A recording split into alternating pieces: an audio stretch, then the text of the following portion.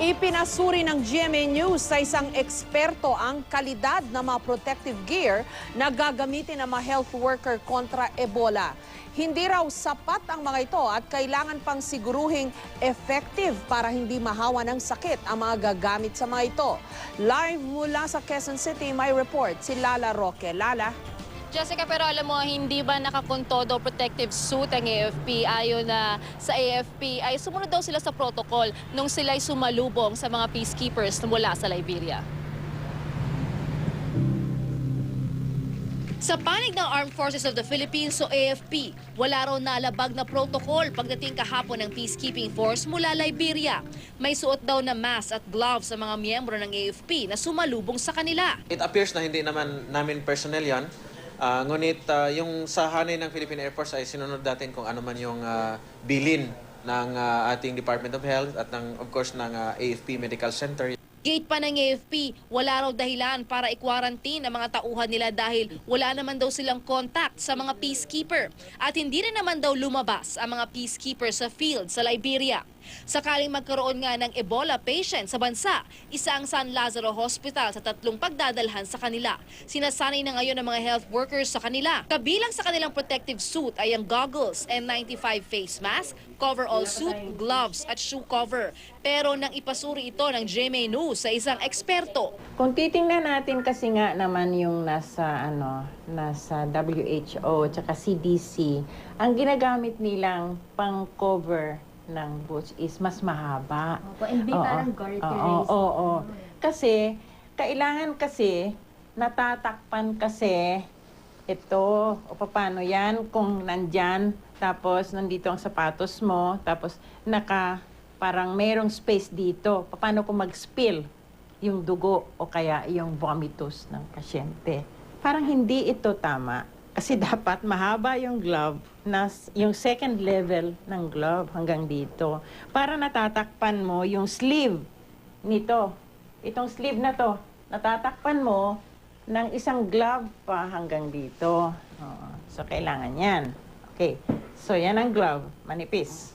Ang recommendation is kahit na meron kang yung N95 mask, it's better na meron talagang shield pa rin. Face shield ang tawag doon.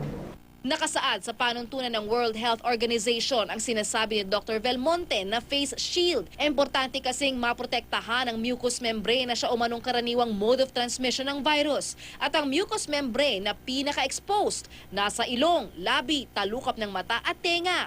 Bukod dyan, inamin din ng San Lazaro Hospital na kulang pa sila ng rubber boots at apron para talagang walang bahagi ng balat ang ma-expose. Pero iginit nilang maayos ang kalidad ng kanilang protective suit. Meron po kami yung parang Tyvek suit, yung water repellent, fluid repellent, na kahit matalamsikan ng dugo o masukahan, hindi tatagos. Bagay na kinontra ng Alliance of Health Workers ng ospital. Meron kami na inihahanda namin at laging nakahanda sa loob ng aming pangangailangan sa isang taon, ay katulad ng ginagamit namin para sa MERS-CoV o airborne diseases. Unfortunately, it is penetrable by water and more so ng body fluids ng pasyente. As a health worker, I think it would put us in danger kasi madali kaming mai-expose.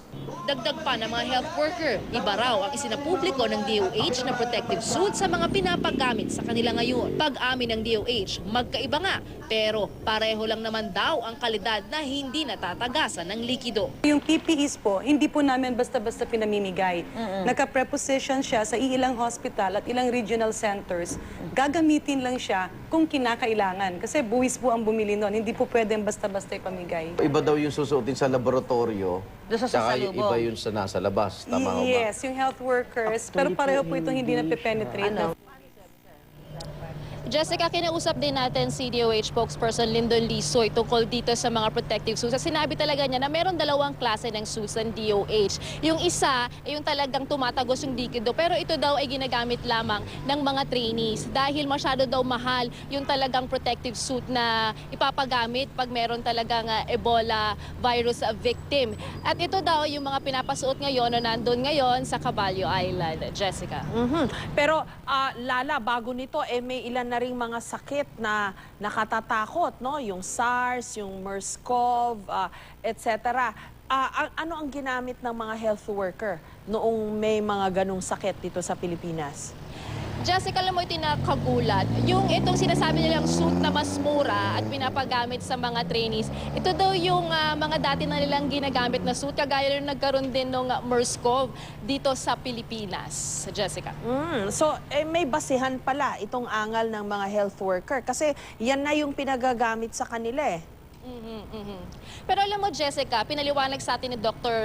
Lyndon Lisoy kung bakit nila, kumbaga, tinitipid kung trainee lang naman at lagi naman nilang sinasabi na Ebola-free pa ang Pilipinas kasi 2,000 nga kada piraso itong talagang heavy-duty na protective suit. At ang siste pala, tuwing pupunta ka sa isang unit na merong Ebola victim, paglabas mo, hubad na yon at tapon na yung suit na yon. Kaya sa isang tao, sa isang health worker, makakailang beses siya napalit. 2,000 ng 2,000 piso daw yon. Kaya tinitipid nila. Pero ngayon ang pagtiyak sa atin, hindi man niya sinabi sa atin yung eksaktong bilang. Good for 3 months daw ang kinuha ng DOH na mga heavy-duty protective suit, Jessica. Kasi bago nito, nababalita na rin ang International News Agency na may shortage niyan eh. Kasi yung mga gumagawa sa China nauubusan na dahil sa demand para sa mga protective suit na yan. So, mabuti nga, kahit ano pa, na habang wala pang kaso ng Ebola sa Pilipinas na sana wag naman magkaroon, napag-uusapan na ito. Yun ang positibong nangyayari sa lahat ng diskusyong nangyayari ngayon, di ba? Tama yan, Jessica. At kahit papaano, ayon sa DOH, na nagsabi, meron naman daw tayong gamit.